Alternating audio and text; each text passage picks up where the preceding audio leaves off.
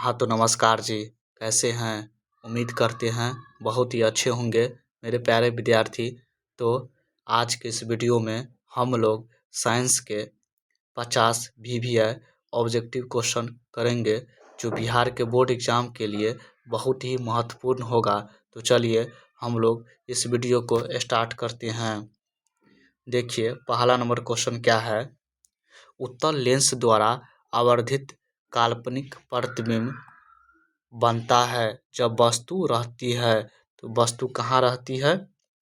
वस्तु कहाँ रहती है? फोकस और लेंस के बीच। कहाँ रहती है? फोकस और लेंस के बीच। अगला नंबर क्वेश्चन है, किस वस्तु का वास्तविक प्रतिबिंब कौन बना सकता है? तो वास्तविक प्रतिबिंब कौन बना सकता है? उत्तल लेंस। कौन बना सकता है? उत्तल लेंस। अगला नंबर क्वेश्चन है, फोटोग्राफी का अदृश्य होता है। फोटोग्राफी का अदृश्य होता है तो क्या होता है? उत्तल लेंस होता है। क्या होता है? उत्तल लेंस होता है। अगला नंबर क्वेश्चन है, प्रकाश का चाल न्यूनतम होता है। प्रकाश का चाल न्यूनतम किस में होता है? कांच में होता है। किस में होता है? कांच में होता है। चलिए अगला नंबर क्वेश्चन। अगला नंबर क्वेश्चन है, अवतल दर्पण के सामने वस्तु को कहाँ रखने पर प्रतिबिंब समान साइज का बनेगा? तो कहाँ रखेंगे? वक्ता केंद्र पर। कहाँ रखेंगे? वक्ता केंद्र पर। चलिए अगला क्वेश्चन। अगला क्वेश्चन है, स्नेल का नियम को लिखे। तो स्नेल का नियम क्या होता है? साइन आई बटे साइन आर होता है। क्या होता है? साइन आई बटे साइन आर होता है। क्या होता है? साइन आई बटे साइन आर होता है। अगला नंबर क्वेश्चन है, उत्तल लेंस के सामने वस्तु को कहाँ रखने पर प्रतिबिंब वस्तु के बराबर आकार का बनेगा? तो कहाँ रखेंगे? वक्ता केंद्र पर रखेंगे। कहाँ रखेंगे? वक्ता केंद्र पर रखेंगे। अगला नंबर क्वेश्चन है, 25 सेंटीमीटर फोकसांतर वाले अवतल लेंस की क्षमता कितनी है? कितनी होगी? 4 डायोप्टर होगी। कितनी होगी? 4 डायोप्टर होगी। हम लोग जानते हैं P बराबर 100/F। किस में होता है? ये सेंटीमीटर में होता है। यहाँ पे देखिए फोकस कितना दिया मेरा? 20 सेंटीमीटर। तो 100/20, 100/20 होगा। अब काटेंगे तो कितना होगा? 5 होगा। तो कितना होगा?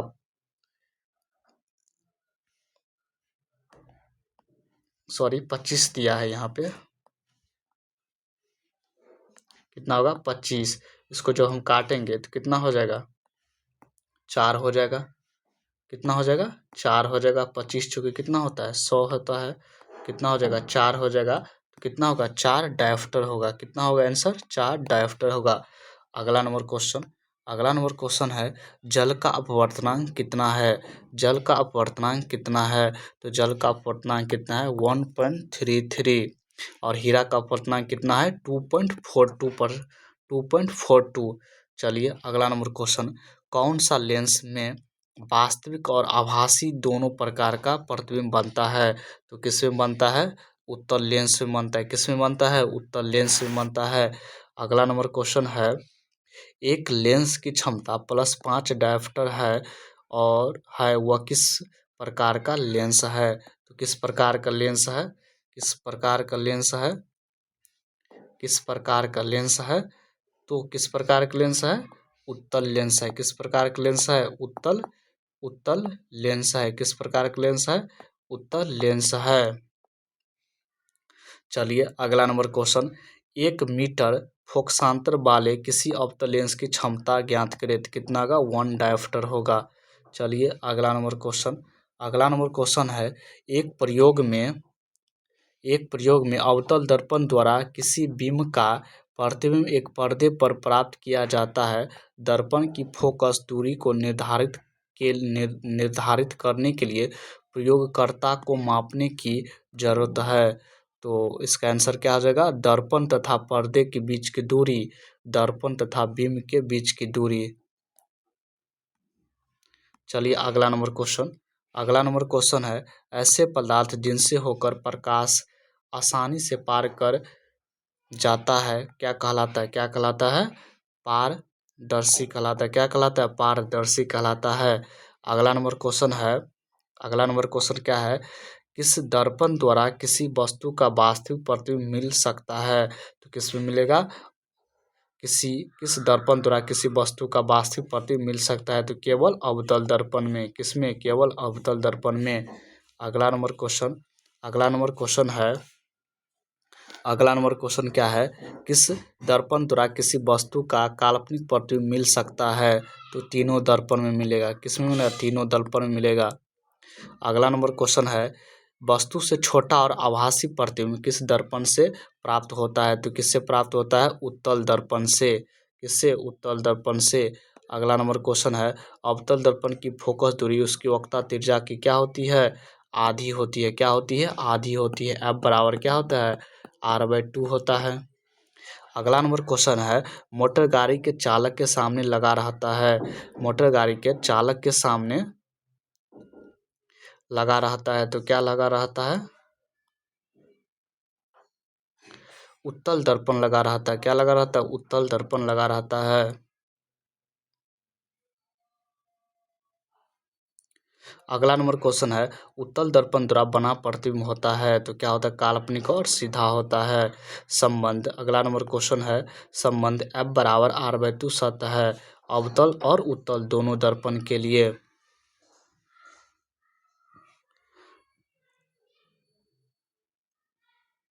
चलिए अगला नंबर क्वेश्चन है, अगला नंबर क्वेश्चन क्या है? जब प्रकाश की एक किरण एक माध्यम से दूसरे माध्यम में जाती है तो अपने पूर्व पथ से विचलित हो जाती, इसे कहते हैं तो क्या कहते हैं? प्रकाश का अपवर्तन कहते हैं। क्या कहते हैं? प्रकाश का अपवर्तन कहते हैं। क्या कहते हैं? प्रकाश का अपवर्तन कहते हैं। अगला नंबर क्वेश्चन है, प्रकाश की एक किरण जब विरल माध्यम से सघन माध्यम में जाती है तो वह क्या होती है? अभिलंब की ओर मुड़ जाती है। क्या होती है? अभिलंब की ओर मुड़ जाती है। अगला नंबर क्वेश्चन है, जब प्रकाश की किरण दो माध्यमों को अलग करने वाली सतह पर लंबवत पड़ती है तो क्या होती है? बिना मुड़े सीधे निकल जाती है।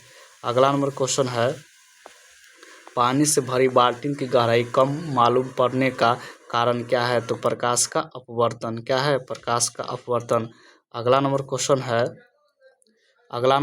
है, जब प्रकाश की किरण सघन माध्यम से विरल माध्यम में जाता है तो क्या होता है? अभिलंब से दूर मुड़ जाता है। क्या होता है? अभिलंब से दूर मुड़ जाता है।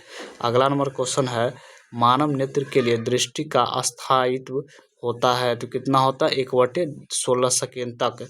किसी वस्तु का प्रतिबिंब कहाँ बनता है? तो कहाँ बनता है? रेटिना पर। नेत्र में प्रवेश करने वाली प्रकाश की किरणें का अधिकांश अपवर्तन होता है तो कहाँ होता है? कॉर्निया के बाहरी पृष्ठ पर। चलिए अगला नंबर क्वेश्चन है, पुतली के साइज को कौन नियंत्रित करता है? तो कौन करता है? परितारिका। कौन करता है? परितारिका। अगला नंबर क्वेश्चन का, आँख का व्यवहार होता है तो किसके तरह व्यवहार होता है? उत्तल लेंस की तरह। किसके तरह? उत्तल लेंस की तरह। अगला नंबर क्वेश्चन है, मानव नेत्र में किस प्रकार का लेंस पाया जाता है? तो किस प्रकार का लेंस पाया जाता है? उत्तल लेंस। एक स्वस्थ आँख की दूर बिंदु होता है तो क्या होता है? अनंत होता है। अगला क्वेश्चन है, समान दृष्टि के वयस्क के लिए सुस्पष्ट दर्शन की अल्पतम दूरी लगभग होती है तो कितना होता है? 25 सेंटीमीटर। अगला नंबर क्वेश्चन है, नेत्र द्वारा किसी वस्तु का कैसा प्रतिबिंब बनता है? कैसा बनता है? वास्तविक, उल्टा और छोटा। वास्तविक, उल्टा और छोटा। अगला नंबर क्वेश्चन है, निकट दृष्टि दोष को दूर करने के लिए किस चश्मे में किस प्रकार का लेंस व्यवहार होता है? तो किसका होता है? अवतल लेंस का।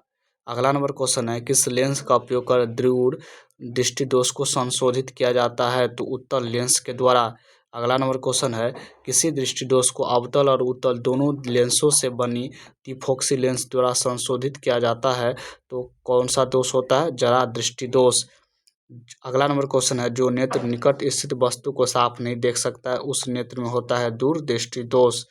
अगला नंबर क्वेश्चन है, किस रंग का विचलन न्यूनतम होता है? तो किसका होता है? लाल का। श्वेत रंग में कितने रंग के मेल से बना होता है? तो 7 रंग से। स्पेक्ट्रम प्राप्त करने के लिए किसका व्यवहार होता है? तो किसका होता है? प्रिज्म का।